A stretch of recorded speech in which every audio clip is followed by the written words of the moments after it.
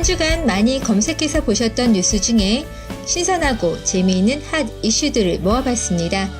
금주의 부동산 소식들은 어떤 게 있을까요? 첫 번째 뉴스입니다. 신청춘 백서, 월세 메뚜기도 집 걱정 없이 살고 싶다. 파이낸셜 뉴스의 17년 2월 18일자 뉴스입니다.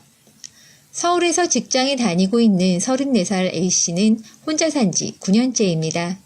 경기 불황에도 일찌감치 취업에 성공한 그는 요즘 고민이 많습니다. 3년째 연애 중인 여자친구와도 결혼을 하고 싶지만 집 때문에 골치가 아프기 때문이죠. 집안 형편이 넉넉하지 않아 서울 입성 첫 해부터 1.5평 고시원에 살며 악착같이 돈을 모았지만 서울에서 전셋집은커녕 월세 보증금도 마련하기 버거웠고 이제 겨우 빚을 거의 다 갚아가고 있는데 집 때문에 또 대출을 받아야 할 처지라며 평생 빚만 갚다가 죽을 것 같다고 하소연을 합니다. 경기도에 살고 있는 34살의 B씨 또한 10년째 연애 중입니다.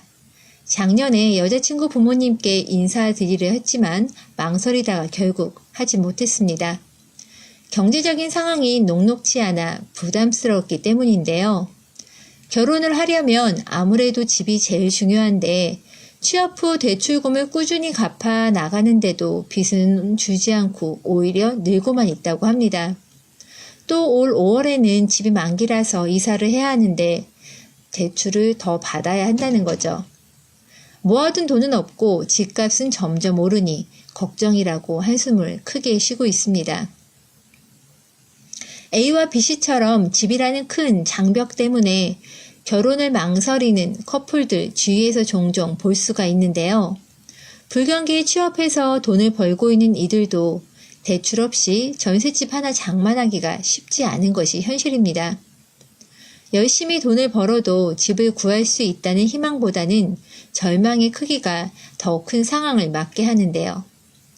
이러려고 아등바등 치열하게 살고 있나 자괴감이 들 정도입니다. 이 두 커플 올해 결혼할 수 있을까요? 여러분들은 어떠신가요? 이렇게 기이한 현상은 시간이 지날수록 왜 악화만 될까요? 2030 세대들의 주거 문화가 점점 악화되는 원인은 경기 침체에도 부동산 가격은 쉼표가 없고 그에 반해 청년들의 소득은 나아지지 않고 오히려 후퇴하고 있기 때문입니다.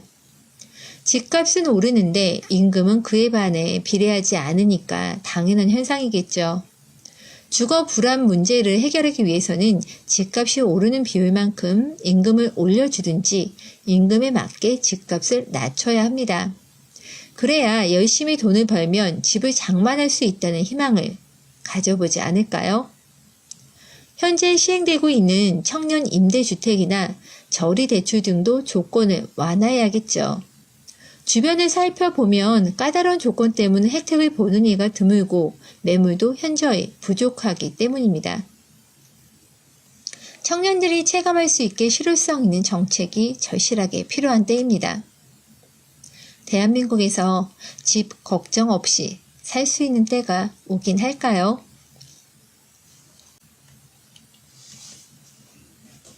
두 번째 뉴스입니다. 서울 새 아파트 전셋값, 집값 도미노 하락. 이데일리의 17년 2월 16일자 뉴스입니다. 아파트 입주가 몰리면서 뚝 떨어진 전세 가격이 아파트 매매 가격까지 끌어내리고 있습니다. 전세금을 놓아 분양 잔금을 치르려던 일부 계약자들은 사정이 여의치 않아졌습니다. 호가를 낮춰 매도에 나서고 있지만 비수기에 일시적으로 공급이 넘치면서 올해부터 입주 물량이 꾸준하게 늘어나는 만큼 집값 하락세도 당분간은 지속될 가능성이 클 것 같네요. 새 아파트 매매값 하락은 입주 물량이 넘쳐나기 때문에 집주인이 전세금을 빼주기도 어려운 역전세난 현상까지도 벌어지고 있는 거죠. 물량 앞에 장사 없다고 매매 전세 동반 하락 현상들은 당분간 계속될 것 같습니다.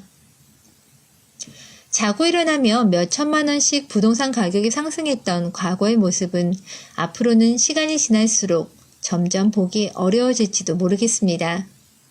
지난 1.13 대책의 영향과 연일 매스컴에서 보도되고 있는 이야기들을 들어보면 최근 몇 년간 무섭게 집값이 상승하는 것을 공허한 마음으로 지켜보셨던 분들은 집값 상승이 주춤한 이 시기에 사는 게 좋을지 아니면 좀 더 하락세를 지켜본 후에 사야 할지 많이 더 혼란스러우실 텐데요. 결론부터 말씀드리자면 저 박본의 생각은 내 집 마련 계획을 갖고 계시는 실수요자시라면 여유있게 하지만 꼼꼼하게 공부하셔서 내 집 마련 계획을 세워보시는 것도 좋다고 생각을 합니다. 한창 부동산 시장이 화랑기라고들 말하는 부동산 시장이 매우 좋을 때 상투 잡는 시기에 매수를 하는 우를 범하지 않으시길 바랍니다. 현재 본인의 확실한 목표를 세우고 실거주 용도인지 투자 용도인지 방향을 설정한 후에 부동산 시장의 분위기에 휩쓸려 구입하기보다는 어느 기간 동안 본인이 보유하게 될지를 생각을 해보고 물권 대상지의 상승 가능성 그리고 대출을 최대한 얼마나 활용할지를 꼼꼼하게 따져본 후에 손품과 발품을 팔아보시는 것도 좋은 방법일 것 같습니다. 지금까지 2월 셋째 주 부동산 뉴스였습니다.